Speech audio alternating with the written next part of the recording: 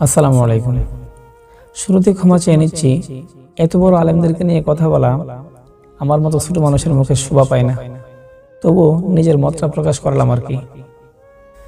শোলাকিয়ার ঐতিহ্যবাহী ঈদের জামাতের ইমাম নির্বাচনের ক্ষেত্রে যোগ্যতার বিষয়টি অত্যন্ত গুরুত্বপূর্ণ। এখানে দলীয় প্রভাবের ঊর্ধ্বে উঠে বিচার করা উচিত। এখানে যোগ্যতার কথা বলতে গেলে আমি দুটি বিষয় বলবো। এক হলো ইলমের গভীরতা, আর দুই বিশুদ্ধ কোরআন তেলাওয়াত।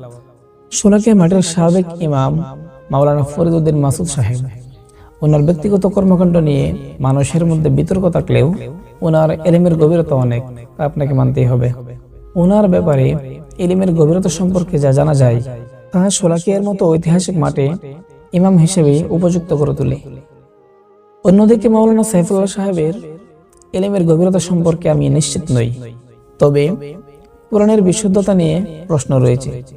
কোরআন শুদ্ধ করে পড়তে পারা নামাজের অন্যতম রুকন এবং ইমামতের জন্য প্রধান শর্ত। তাই আমি মনে করি ঐতিহাসিক এই শোলাকিয়ার মাঠের বিশাল এই জামাতের ইমাম এমন একজন হওয়া উচিত যিনি কোরআনকে নিখুঁতভাবে পড়তে সক্ষম।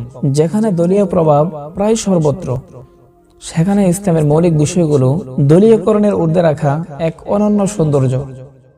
আমার ব্যক্তিগত মতে সর্বাধিক বিবেচনায় কিশোরগঞ্জ জেলার ঐতিহাসিক এই শোলাকিয়ার মাঠের ঈদের জামাতের ইমাম হিসেবে সবচেয়ে যোগ্য ব্যক্তি মনে করি দুজনকে। এক, আমার প্রিয় উস্তাদ মাওলানা হাফেজ মোহাম্মদ হিফজুর রহমান খান দামাত বারকাতুহুম। দুই, শোয়াইব বিন আব্দুর রউফ দামাত বারকাতুহুম।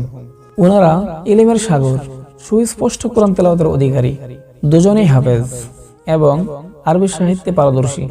তাই আমি মনে করি শোলাকিয়ার মতো ঐতিহ্যবাহী ময়দানে ইমামতির জন্য এর চেয়ে যোগ্য ব্যক্তি বিকল্প হিসেবে পাওয়া খুব কঠিন।